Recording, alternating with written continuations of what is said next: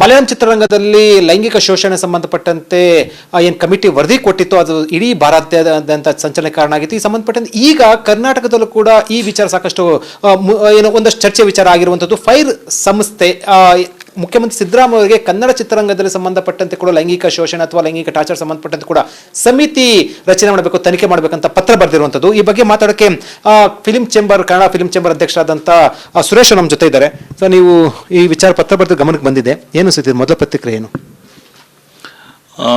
ಹೆಣ್ಣು ಮಕ್ಕಳಿಗೆ ಶೋಷಣೆ ಆಗ್ತದೆ ಈಗಾಗಲೇ ರಾಷ್ಟ್ರಾದ್ಯಂತ ಬೇರೆ ಬೇರೆ ಕಡೆ ಆಗಿದೆ. ವೆಸ್ಟ್ ಬೆಂಗಾಲ್ ಇರ್ಬೋದು, ಕೇರಳ ಇರ್ಬೋದು. ಕೇರಳದಲ್ಲೂ ಕೂಡ ಇತ್ತೀಚಿನ ಬಹಳ ದೊಡ್ಡ ಸಂಚಲನ ಆಗಿ ರಾಷ್ಟ್ರ ವ್ಯಾಪ್ತಿ ದೊಡ್ಡ ಸುದ್ದಿ ಆಗಿದೆ. ಅದೇ ಥರದ ನಮ್ಮ ಕರ್ನಾಟಕದಲ್ಲೂ ಕೂಡ ಮುಂದೆ ಆಗ ಅನಾಹುತಗಳ ಫೈರ್ ಅನ್ನೋರು ಒಂದು ಸರ್ಕಾರಕ್ಕೆ ಮನವಿ ಕೊಟ್ಟಿದ್ದು ನಾನು ಕೇಳ್ಪಟ್ಟೆ, ಮಾಧ್ಯಮದ ಮೂಲಕ ಕೇಳ್ಪಟ್ಟೆ. ನಮಗೆ ಇವನ್ 3-4 ಕಡೆಯಿಂದ ನಾನು ದೂರವಾಣಿ ಖರ್ಚುಗಳು ಬಂತು. 153 ಜನ ಸದಸ್ಯರ ತಂಡ, ಎಲ್ಲ ಇಂಟೆಲೆಕ್ಚುಯಲ್ ಪೀಪಲು, ಅದರಲ್ಲಿ ದೊಡ್ಡ ದೊಡ್ಡ ಕಲಾವಿದರು ಸೇರ್ಕೊಂಡಿರಂತೆ, ನಿರ್ದೇಶಕರು ಸೇರ್ಕೊಂಡಿರಂತೆ, ತಂತ್ರಜ್ಞರಿದ್ದಾರೆ. ಆಮೇಲೆ ಸಮಾಜದಲ್ಲಿ ದೊಡ್ಡ ಸ್ಥಾನಮಾನ ಇರೋರು ಗೌರವಾನ್ವಿತ ವ್ಯಕ್ತಿಗಳು ಕೂಡ ಸೇರಿ ಅದನ್ನು ಕೊಟ್ಟಿದ್ದಾರಂತೆ. ಬಟ್ ಹೆಣ್ಮಕ್ಳು ಶೋಷಣೆ ಆಗ್ತಾ ಇರೋದು ಎಲ್ಲರಿಗೂ ಗೊತ್ತಿರೋ ವಿಚಾರ. ಶೋಷಣೆ ಇಂಥ ಸಂದರ್ಭಗಳಲ್ಲಿ ನಾವು ಯಾವುದೋ ಕಟ್ಟುನಿಟ್ಟಾದ ಕ್ರಮ ತಗೊಳ್ಳೋದು ಅತ್ಯಗತ್ಯ. ಅದು ಕ್ರಮ ತಗೊಳ್ಳೋದು ಯಾರು?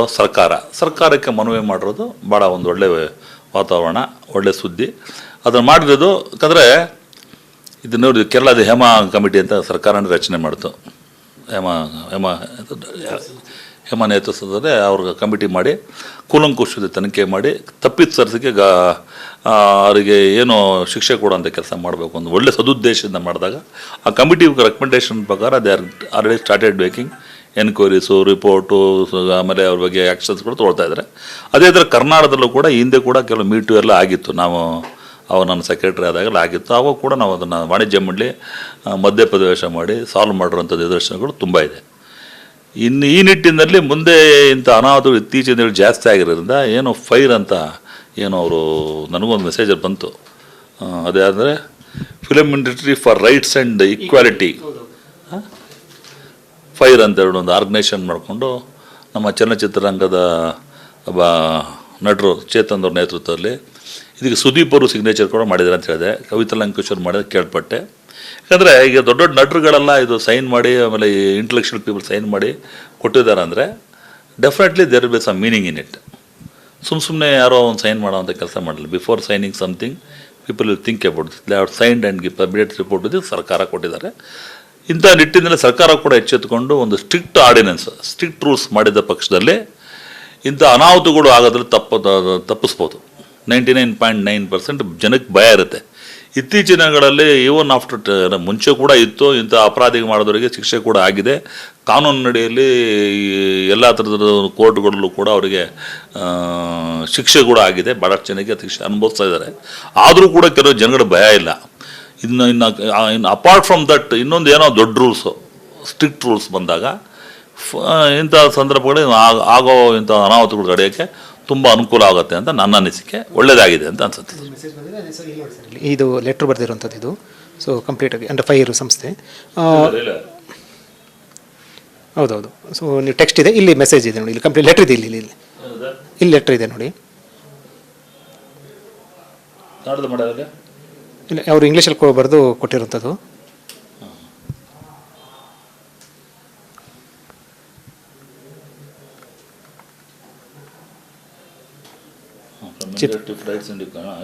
ಚೀಫ್ ಮಿನಿಸ್ಟರ್ ಇಷ್ಟು ಜನ ಸೈನ್ ಹಾಕಿರೋಂಥದ್ದು.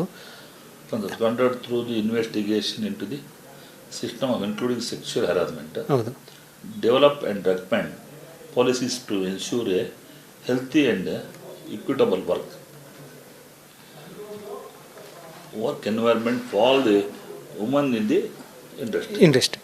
ಸೊ ಇದಾಕಿರೋದು. ಮತ್ತು ಎರಡನೇದು ಏನಂದರೆ ನಿಮ್ಗೆ ಹೈಕೋರ್ಟು ಅಥವಾ ಸುಪ್ರೀಂ ಕೋರ್ಟು ಅಂದರೆ ಹೈಕೋರ್ಟ್ ಜಡ್ಜು ಅಥವಾ ಇದು ಕಡೆಯಿಂದ propose that retired judge of the high court or supreme court who has demonstrated a strong commitment to gender justice over his years of service be appointed to head to the committee fire is willing to assist in the process. Okay ಆಗಿದೆ sir. ಮತ್ತು ಇಷ್ಟು ಜನ ನೀವು 153 ಜನ ಕೂಡ sign ಹಾಕಿರೋಂಥದ್ದು ಇಲ್ಲಿ.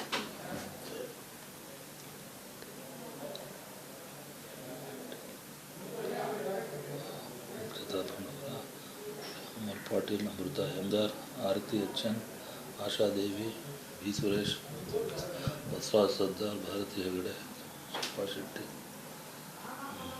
ಸುದೀಪ್ ಹೆಸರು ಇದೆ, ದಿಗಂತ್ ಹೆಸರು ಕೂಡ ಇದೆ ಅದರಲ್ಲಿ. ಸೊ ಇದೆ ಸರ್. ನನ್ನ ಪ್ರಶ್ನೆ, ಈಗ ಇವರು ಕಮಿಟಿ ಮಾಡಬೇಕು ಅಂತ ಹೇಳಿದ್ದಾರೆ, ತಾವು ಕೂಡ ಮುಖ್ಯಮಂತ್ರಿಗಳಿಗೆ ಏನಾದರೂ ಕೂಡ ಈ ಥರ ಕಮಿಟಿ ಮಾಡಬೇಕು ಅಂತ ಮನವಿ ಮಾಡ್ತಾರೆ ಚಿತ್ರರಂಗದ ಸಂಬಂಧ? ಯಾರು ಮಾಡಿದ್ರು ಒಳ್ಳೆ ಕೆಲಸ ಮಾಡಿದ್ದಾರೆ.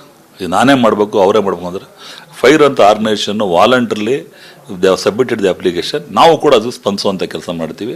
ಅವ್ರು ಮಾಡಿದ್ದು ಒಳ್ಳೆ ಕೆಲಸ ಅದು. ಯಾಕಂದರೆ ಒಳ್ಳೊಳ್ಳೆ ನೋಡಿ ಎಷ್ಟು ಜನ 153 ಮೆಂಬರ್ಸ್, ಆಲ್ ಸಮಾಜದ ಸ್ಥಾನಮಾನರು, ಸೆಲೆಬ್ರಿಟಿಗಳು ಸೈನ್ ಮಾಡಿದ್ದಾರೆ. ಆಮೇಲೆ they are all literate people. ಎಲ್ಲ ಸುಮ್ಮನೆ ಏನೋ ಯಾರೋ ರೋಡಲ್ಲಿ ಹೋದ್ರು ಮಾಡಿದ್ರು ಅವರು ಅಂತ ಹಂಗಲ್ಲ. ದೇ ಹವ್ ಟೇಕನ್ ಒಂದು ಸಾಲಿಡ್ ಆಗಿ ಒಂದು ಗೌರವಾನ್ವಿತ ವ್ಯಕ್ತಿಗಳಿಂದ ಸಬ್ಮಿಷನ್ ಮಾಡಿದಾಗ ಆ ಲೆಟ್ರಿಗೆ ಬೆಲೆ ಸಿಗುತ್ತೆ. ಸರ್ಕಾರ ಕೂಡ ಈ ಕಡೆ ಎಚ್ಚೆತ್ಕೊಂಡು ಫೈರ್ ಅನ್ನೋರು ಏನು ರೆಕಮೆಂಡೇಶನ್ ಮಾಡಿದ್ರು by appointing a supreme court ಜಡ್ಜೋ ಅಥವಾ ಹೈಕೋರ್ಟ್ ಜಡ್ಜ್ಗಳ ಕಮಿಟಿ ಹೆಡೆಡ್ ಬೈ ಆ ಕಮಿಟಿ ಮಾಡಿಬಿಟ್ಟು ಇದಕ್ಕೆ ಒಂದು ರೂಲ್ಸ್ ಫ್ರೇಮ್ ಮಾಡಿಬಿಟ್ಟು ಹೆಣ್ಮಕ್ಳು ಹೆರಾಸ್ಮೆಂಟು ಪ್ಲಸ್ ವರ್ಕ್ ಅಟ್ಮಾಸ್ಫಿಯರ್ಲಿ ಕೆಲಸ ಮಾಡೋದು ಜಾಗಗಳಲ್ಲಿ ಶೋಷಣೆಗಳನ್ನ ತಡೆಗಟ್ಟು ವಿಚಾರ ಮಾಡಿ 2 ಪಾಯಿಂಟ್ ಹಾಕಿದ್ದಾರೆ. ನಿಜವಲ್ಲೂ 2 ವೆರಿ ಗುಡ್ ಪಾಯಿಂಟ್ಸ್. ಆ ಪಾಯಿಂಟ್ಗಳಿಗೆ ಸಪೋರ್ಟ್ ಮಾಡೋಂಥ ಕೆಲಸ ನಾನು ಮಾಡಬೇಕು. Even other organisation also if done it is our duty to support. ನಾವು ಸಪೋರ್ಟ್ ಮಾಡೋಕ್ಕೆ ಮಾಡ್ತೀವಿ. ಯಾಕಂದರೆ ಈ ಶೋಷಣೆ ಅನ್ನೋ ವಿಚಾರ ಭಾಳ ದೊಡ್ಡ ಗಂಭೀರದ ವಿಚಾರ. ರಾಜ್ಯಾದ್ಯಂತ ರಾಷ್ಟ್ರದಂತೆ ಇದು ವಿಚಾರಗಳು ಇತ್ತೀಚಿನ ದಿನಗಳಲ್ಲಿ ಅತ್ಯಾಚಾರ ಪ್ರಕರಣಗಳು, ಹೆಣ್ಣುಗಳ ಶೋಷಣೆ ಪ್ರಕರಣಗಳು ನೋಡಿ. ವೆಸ್ಟ್ ಬೆಂಗಾಲಲ್ಲಿ ಆಗಿದ್ದು, ವೈದ್ಯಕೀಯ ಸ್ಟೂಡೆಂಟ್ಸಿಗೆ ಆಗಿದ್ದು, ಇನ್ನು ಬೇರೆ ಬೇರೆ ಕಡೆ ಆಟೋ ಡ್ರೈವರ್ ಕರ್ಕೊಂಡೋಗಿ ಮೊನ್ನೆ ಬೆಂಗಳೂರಲ್ಲೂ ಕೂಡ ನೈಟು ಟೈಮಲ್ಲಿ ಆಗಿದ್ದು ಅತ್ಯಾಚಾರಗಳು ಜಾಸ್ತಿ ಆಗ್ತದೆ. ಇಂಥವ್ರಿಗೆ ಒಂದು ದೊಡ್ಡ ಕಡಿವಾಣ ಹಾಕ್ಬೇಕಂದ್ರೆ there should be stringent rules ಬೇಕೇ ಬೇಕು. Stringent strict rules to be adopted by the government immediately. ಆವಾಗ ಭಯ ಇರುತ್ತೆ. ಈಗ ಆಲ್ರೆಡಿ ಇದೆ ರೂಲ್ಸ್ ಆ್ಯಂಡ್ ರೆಗ್ಯುಲೇಷನ್ಸ್ ಇದೆ, ಮಾಡಬಾರ್ದು ಇಂಥದ್ದು ಮಾಡಿದೆ ಏನು ಪನಿಷ್ಮೆಂಟ್ ಅಂತ ಕೂಡ. ಆದರೂ ಕೂಡ ಇನ್ನೂ ಅದು apart from that in about that ಏನೋ ಒಂದು ಸ್ಟ್ರಿಕ್ಟ್ ಸರ್ಕಾರ ಒಂದು ಕಮಿಟಿ ಹೆಡ್ ಮಾಡಿಬಿಟ್ಟು ಇಂಥವ್ರಿಗೆ ಸರಿಯಾಗಿ ಬಲಿ ಹಾಕುವಂಥದ್ದು ಕೆಲಸ ಮಾಡಿದಾಗ ಆವಾಗ ಇಂಥ ಒಂದು ವಾತಾವರಣ ಸೃಷ್ಟಿ ಆಗಲ್ಲ, ಇಂಥ ಅನಾಹುತ ನಡೆಯೋದಿಲ್ಲ ಅಂತ ನನ್ನ ಅನಿಸಿಕೆ ಸರ್. ಸರ್, ಚೇತನ್ ಅಂದರೆ ಈ ಸಂಸ್ಥೆಯ ಕಾರ್ಯದರ್ಶಿಯವರು ರಿಪಬ್ಲಿಕ್ ಕನ್ನಡ ಜೊತೆ ಮಾತಾಡ್ತಾ ಒಂದು ಮಾತನ್ನು ಹೇಳಿದ್ರು. ಸುಮಾರು ಜನ ನಟಿಯರು ಅಥವಾ ವಿವಿಧ ವಿಭಾಗಗಳಲ್ಲಿ ಕೆಲಸ ಮಾಡುವಂತಹ ಮಹಿಳೆಯರು ಅಥವಾ ನಟಿಯರು ಇರ್ಬೋದು, ಮಹಿಳೆಯರು ಇರ್ಬೋದು, ಲೈಂಗಿಕ ಶೋಷಣೆ ಆಗ್ತಿರೋ ಸಂಬಂಧಪಟ್ಟಂತೆ ನನ್ನ ಹತ್ರ ಮಾಹಿತಿ ಹಂಚ್ಕೊಂಡ್ರು. ಆ ಹಿನ್ನೆಲೆ ದೂರನ್ನು ಕೊಟ್ಟರು ಅಥವಾ ಮಾಹಿತಿ ಹಂಚ್ಕೊಂಡ್ರು, ನೋವನ್ನು ಪಟ್ಟರು. ಆ ಹಿನ್ನೆಲೆಯಲ್ಲಿ ನಾವು ಮುಖ್ಯಮಂತ್ರಿಗಳಿಗೆ ಪತ್ರ ಬರೆದ್ವಿ ಅಂತ. ಸೊ ಈ ಥರದ ಇನ್ಸಿಡೆಂಟು ಕನ್ನಡ ಚಿತ್ರರಂಗದಲ್ಲಿ ಆಗ್ತಾ ಇದೆ ಅನ್ನೋಂಥ ಅನಿಸುತ್ತಾ? ಅದ್ರ ಯಾರು ಮಾಹಿತಿ ಕೊಟ್ಟಿದ್ರು ನನಗಂತೂ ಚೇತನ್ ಬಗ್ಗೆ ಗೊತ್ತಿಲ್ಲ.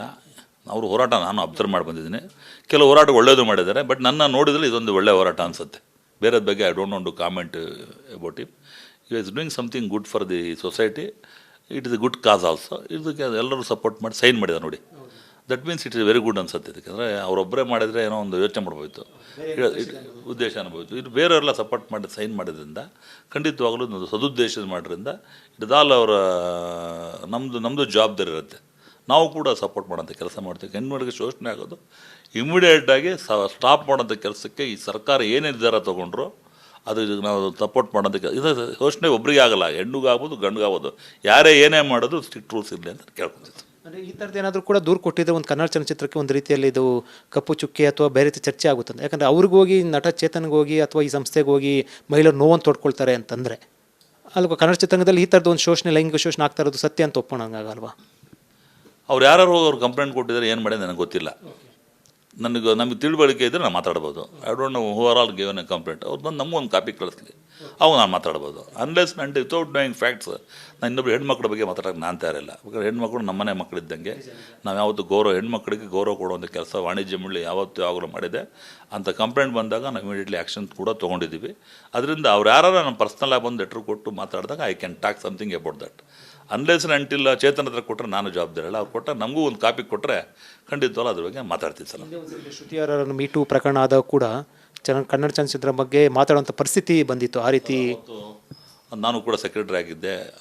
ಆ ದಿನಗಳಲ್ಲೂ ಕೂಡ ವಾಣಿಜ್ಯ ಮಂಡಳಿ ಮಾತುಕತೆ ಚರ್ಚೆ ಮಾಡಿ ಸಾಲ್ವ್ ಮಾಡೋಕ್ಕೆ ಪ್ರಯತ್ನ ಅಂತ ಮಾಡಿ ತಮಗೂ ಗೊತ್ತಿದೆ, ಎಲ್ರಿಗೂ ಗೊತ್ತಿದೆ. ಅದರಿಂದ ಇಂಥ ಸಂದರ್ಭಗಳು ಯಾವಾಗಲೂ ವಾಣಿಜ್ಯ ಮಂಡಳಿ ಮುಂದೆ ಇರುತ್ತೆ, ಕೆಲಸ ಮಾಡ್ತೀವಿ.